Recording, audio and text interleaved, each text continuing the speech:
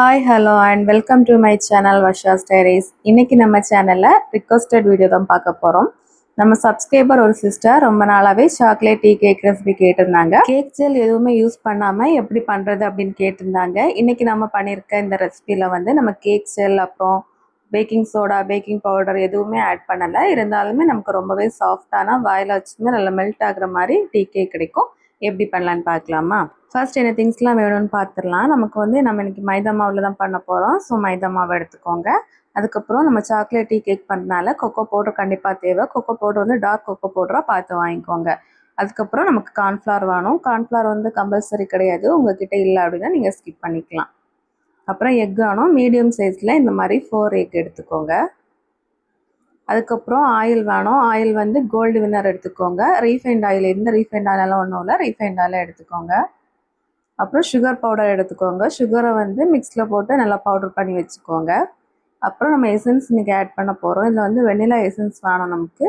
Vanilla essence வந்து நீங்கள் எந்த பிராண்ட் வேணாலும் வாங்கிக்கலாம். அதுக்கப்புறம் சாக்லேட் மிக்ஸ் வேணும். சாக்லேட் மிக்ஸ் நீங்கள் கண்டிப்பாக கம்பல்சரி ஆட் பண்ணணும். அப்போ நமக்கு அது சாக்லேட் ஃப்ளேவர் கிடைக்கும்.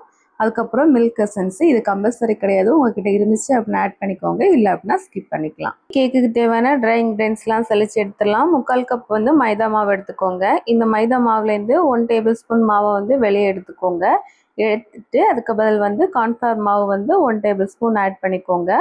உங்ககிட்ட கார்ன்ஃப்ளவர் இல்லை அப்படின்னா நீங்கள் 3/4 கப் வந்து மைதா மாவு மட்டுமே எடுத்துக்கோங்க. இனி இது கூட 1/4 கப் வந்து கொக்கோ பவுடர் ஆட் பண்ணிக்கோங்க. டார்க் கொக்கோ பவுடர் ஆட் பண்ணிக்கோங்க. அப்போ தான் நமக்கு நல்ல கலர் கிடைக்கும் டீ கேக்குக்கு. இனி இது கூட 1 பிஞ்ச் சால்ட்டும் ஆட் பண்ணி நல்லா செலிச்சு எடுத்துக்கோங்க. எந்த கட்டியுமே இருக்கக்கூடாது, அந்த அளவுக்கு நல்லா செலிச்சு எடுத்துக்கோங்க.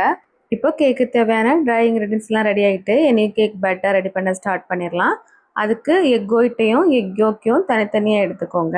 எக் ஒயிட்டும் எக் யோக்கம் வந்து மிக்ஸ் ஆகிடக்கூடாது, நல்லா பார்த்து எடுத்துக்கோங்க. எக் ஒயிட்டு கூட எக் யோக் வந்து மிக்ஸ் ஆச்சு அப்படின்னா நமக்கு பேட்டர் வந்து கரெக்டாக கிடைக்காது. அதனால கொஞ்சம் கேர்ஃபுல்லாகவே தனித்தனியாக பிரித்து எடுத்துக்கோங்க. டீ கேக்லேயே ரொம்ப இம்பார்ட்டண்ட்டான ஸ்டெப் இது தான். நம்ம எக் ஒயிட்டையும் எக் யோக்கையும் தனித்தனியாக செப்பரேட் பண்ணி எடுத்து எந்த அளவுக்கு நல்லா பீட் பண்ணி எடுக்கோமோ அப்போ தான் நமக்கு ஸ்பாஞ்ச் மாதிரி அந்த டீ கேக் கிடைக்கும். இனி நம்ம எக்கை வந்து பீட் பண்ண ஸ்டார்ட் பண்ணிடலாம். அதுக்கு முன்னாடி 1 கப் வந்து சுகர் பவுடர் எடுத்து வச்சுக்கோங்க. ஃபஸ்ட்டு பீட்டரை 1 ஸ்பீடில் போட்டு எக் ஒயிட்டை வந்து நல்லா பீட் பண்ணி எடுத்துக்கோங்க. ஒரு 1 நிமிஷம் வரைக்கும் நல்லா பீட் பண்ணி எடுத்துக்கோங்க. எக் ஒயிட் வந்து கொஞ்சம் நல்லா பீட் ஆனதும் நம்ம எடுத்து வச்சுருக்கோம் சுகர் பவுடரை கொஞ்சம் கொஞ்சமாக ஆட் பண்ணி பீட்டரோட ஸ்பீடையுமே ஒன்றா இன்க்ரீஸ் பண்ணி நல்லா பீட் பண்ணி எடுத்துக்கோங்க. சுகர் பவுடரை பேட்ச் பை பேட்ச் ஆட் பண்ணிக்கோங்க, மொத்தமாக கொட்டிடாதீங்க. எக்கு கூட நம்ம சுகர் பவுடர் ஆட் பண்ணி பீட் பண்ணும்போது சுகர் வந்து ஃபுல்லாகவே மெல்ட் ஆகணும், அந்தளவுக்கு நல்லா பீட் பண்ணி எடுத்துக்கோங்க. நம்ம இப்போ எடுத்து வச்சுருக்க 1 கப் சுகரையுமே ஃபுல்லாகவே இதில் போட்டுறக்கூடாது. 3/4 கப் மட்டும் போட்டுக்கோங்க. போட்டு 1/4 கப் சுகரை வந்து தனியாக வச்சுக்கோங்க. ஏன் அப்படின்னா நம்ம எக் யோக் வந்து பீட் பண்ணும்போது நம்ம அதை கூட சுகர் ஆட் பண்ணோம், அதனால 1/4 கப் மட்டும் அப்படியே வச்சுக்கோங்க. இனி எக் ஒயிட்டை வந்து நல்லா பீட் பண்ணி எடுத்துக்கோங்க. பீட்டரை வந்து ஃபுல் ஸ்பீடில் போட்டு இது வந்து நல்லா ஸ்டிஃபிக் வர வரைக்கும் நல்லா பீட் பண்ணி எடுத்துக்கோங்க. எக் வந்து எந்த அளவுக்கு பீட் ஆகணும் அப்படின்னா நம்ம விப்பிங் க்ரீம்லாம் பீட் பண்ணும்போது ஒரு கன்சிஸ்டன்சி இருக்கும்ல, அந்த அளவுக்கு பீட் ஆகணும். பவுலை எப்படி கமத்தி பார்த்தாலும் அந்த க்ரீம் மாதிரியே இந்த எக் வந்து கீழே வந்து விழக்கூடாது, அந்த அளவுக்கு நல்லா பீட் பண்ணி எடுத்துக்கோங்க.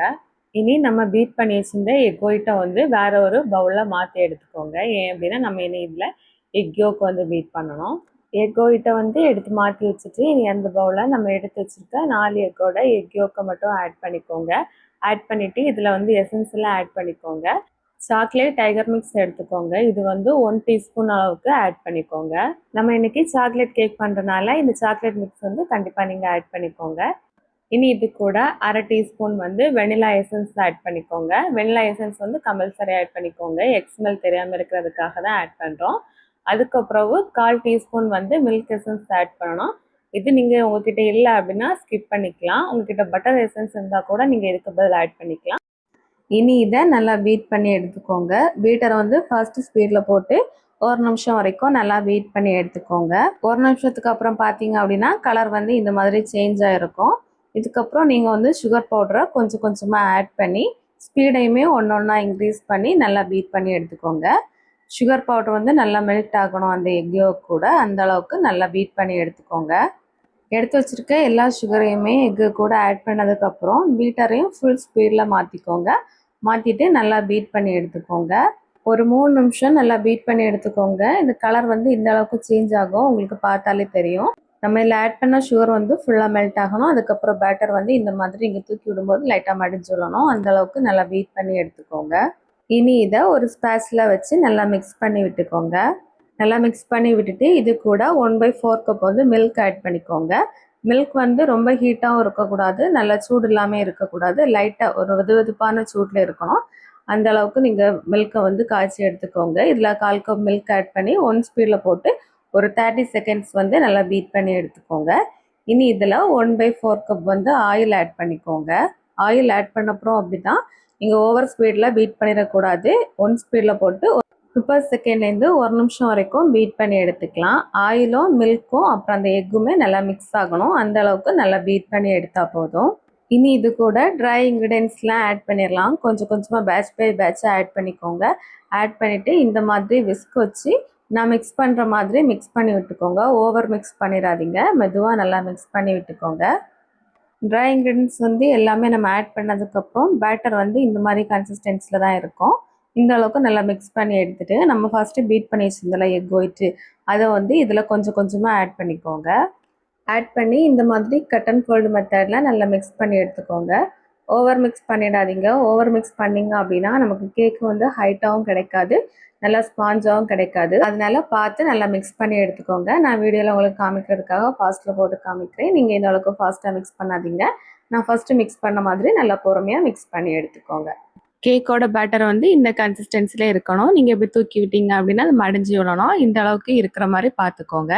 இனி நான் எனக்கு 7 இன்ச் டின் எடுத்திருக்கேன். டின் ஃபுல்லாகவே பட்டர் பேப்பர் போட்டு அதில் ஆயில் ஆட் பண்ணி எடுத்துக்கோங்க. இனி நீங்கள் எடுத்து வச்சுருக்க கேக் பேட்டரை வந்து டின்னில் ஆட் பண்ணி நல்லா டேப் பண்ணி விட்டுக்கோங்க. நான் இன்னைக்கு ஓடிஜியில் தான் பேக் பண்ண போகிறேன். நீங்கள் வந்து குக்கரில் பேக் பண்ணுறீங்க அப்படின்னா குக்கரை வந்து 10 நிமிஷத்துக்கு முன்னாடியே ப்ரீ ஹீட் போட்டுருங்க. நான் 10 மினிட்ஸில் வந்து 180 டிகிரிக்கு ஓடிஜை ப்ரீ ஹீட் போட்டிருக்கேன். குக்கரில் பேக் பண்ணுறீங்க அப்படின்னா ஸ்டவ்வை நீங்கள் வந்து லோ டு மீடியம் ஃப்ளேமில் வச்சு ஒரு 30லேருந்து 35 நிமிஷம் வரைக்கும் பேக் பண்ணி எடுத்துக்கோங்க. ஓடிஜியில் பேக் பண்ணுறீங்க அப்படின்னா 180 டிகிரிக்கு 10 நிமிஷம் ப்ரீ ஹீட் போட்டுட்டு 170 டிகிரிக்கு 30 மினிட்ஸ் வந்து நீங்கள் பேக் பண்ணி எடுத்தீங்க அப்படின்னா சூப்பராக கேக் வந்து ரெடி ஆயிரும். டீ கேக்கெல்லாம் எப்போவுமே 1 டே முன்னாடியே பண்ணி வச்சுருங்க. மறுநாள் சாப்பிட்ற மாதிரி பாருங்கள், அப்போ தான் டேஸ்ட் வந்து ரொம்பவே நல்லாயிருக்கும். நான் 1 டே அப்புறம் தான் உங்களுக்கு எடுத்து காமிக்கிறேன். இனி இதில் இருக்க பட்டர் பேப்பர்லாம் ரிமூவ் பண்ணி இதை நீங்கள் பீஸ் போட்டு எடுத்துக்கலாம். நம்ம கேக்கை பீஸ் போடும்போதே தெரியும் கேக் வந்து எவ்வளோ சாஃப்டாக பேக் ஆகிருக்கு அப்படின்னு. நீங்களும் கண்டிப்பாக இந்த ரெசிபியை ட்ரை பண்ணி பாருங்கள். பார்த்துட்டு உங்களுக்கு எப்படி வந்துச்சு அப்படின்னு மறக்காமல் கமெண்டில் சொல்லுங்கள். இந்த மாதிரி பேக்கிங் ரிலேட்டான வீடியோஸ் உங்களுக்கு தொடர்ந்து பார்க்கணும் அப்படின்னா மறக்காமல் நம்ம சேனலை இப்போவே சப்ஸ்கிரைப் பண்ணி வச்சுக்கோங்க. ஓகே, நெக்ஸ்ட் வீடியோவில் பார்க்கலாம். See you.